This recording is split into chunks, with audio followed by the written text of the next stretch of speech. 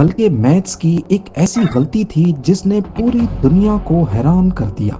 Astronomers करोड़ों kilometre दूर एक ऐसे शिकारी की तलाश में थे जो प्लैनेट्स को अपनी जगह से हिला रहा था।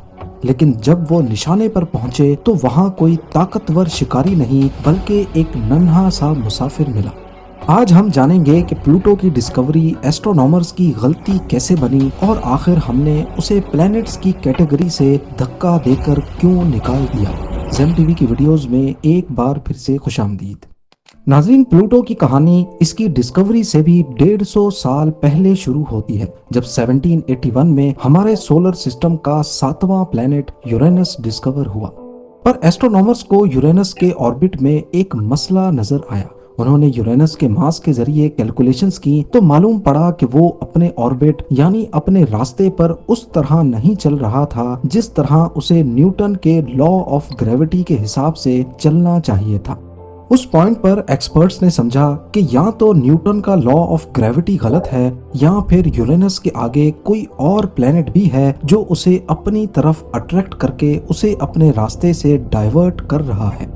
उनका अंदाजा बिल्कुल सही निकला, क्योंकि जिस पॉइंट पर यूरेनस ऐसा कर रहा था वहीं पर उन्हें एक दूसरा प्लेनेट मिला, हमारे सोलर सिस्टम का 8वां प्लेनेट जिसे नेपट्टून कहते हैं। ये साइंस की बहुत बड़ी जीत थी, लेकिन मसला अभी भी बाकी था, क्योंकि नेपट्टून के मिलने के बाद भी यूरेनस थोड़ा सा लड़खड़ा रहा था। नेपट्टून के मास के हिसाब से यूरेनस को जितना डाइवर्ट होना था वो उससे भी ज्यादा हो रहा था। इसका एक ही मतलब था कि शायद नेपट्टून से भी आगे कोई बहुत बड़ा और भारी प्लेनेट है जो इन दोनों को डिस्टर्ब कर रहा है। इस फर्जी और भारी प्लेनेट को प्लेनेट एक्स का नाम दिया गया और अगली कई दहाइयों तक सारे एस्ट्रोनॉमर्स इस नए प्लेनेट की तलाश में लग गए। इस प्लेनेट एक्स को ढूंढने के लिए पर्सिवल लोवेल नामी एक अमेरिकन एस्ट्रोनॉमर ने एरिजोना में एक खास ऑब्जर्वेटरी बनाई जिसे लोवेल ऑब्जर्वेटरी कहा जाता है। पर चंद सालों के बाद ही 1916 में लोवेल प्लेनेट एक्स को ढूंढे बिना इस दुनिया से रुखसत हो गए।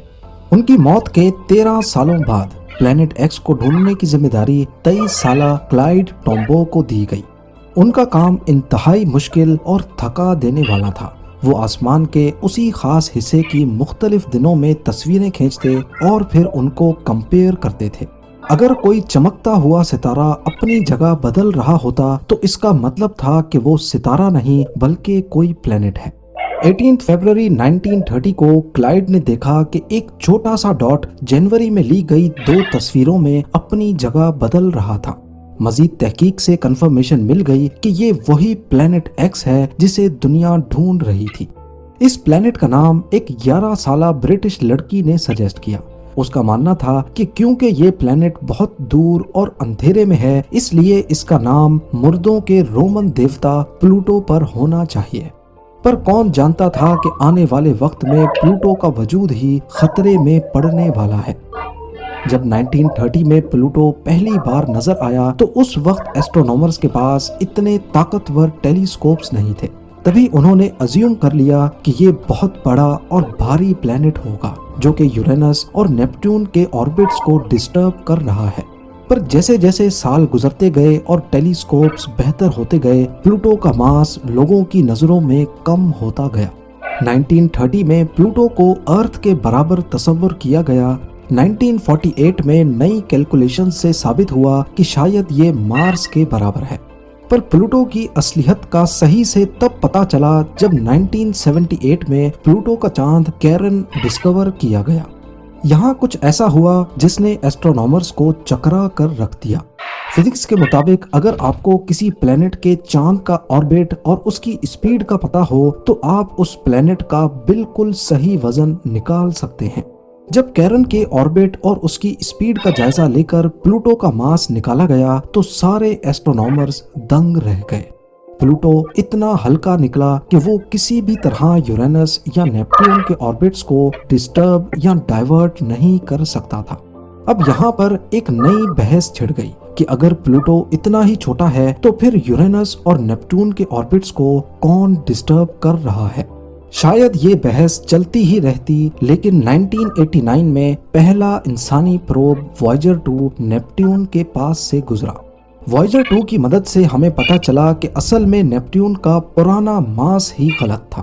जी हाँ, वॉयेजर 2 की स्पीड में होने वाली मामूली तब्दीली से नेपट्यून का असली खिंचाव उसके असली ग्रेविटेशनल पुल का पता चल गया, जो कि पुरानी कैलकुलेशन से 0.5% कम था। जब इस नए और सही मास को यूरेनस के ऑर्बिट की कैलकुलेशन में डाला गया तो उसके ऑर्बिट में वो अजीब हरकत जिसने 100 सालों से एस्ट्रोनॉमर्स को परेशान किया हुआ था फौरन खत्म हो गई।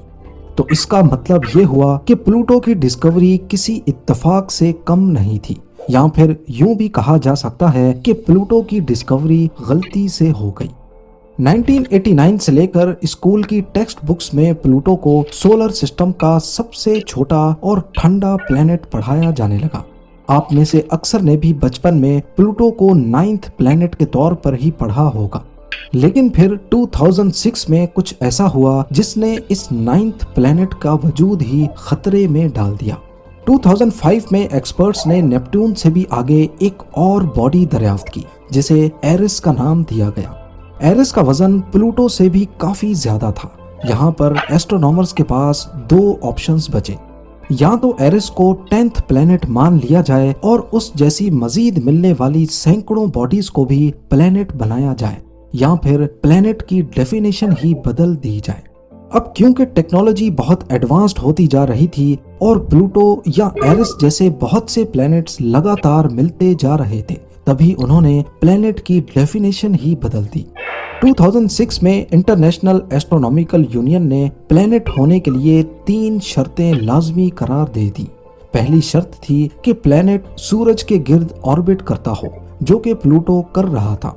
दूसरी शर्त थी कि उसकी ग्रेविटी इतनी हो कि वो अपनी शक्ल को गोल रख सके। ये शर्त भी प्लूटो ने पास कर ली। पर तीसरी शर्त ने प्लूटो के वजूद को खतरे में डाल दिया।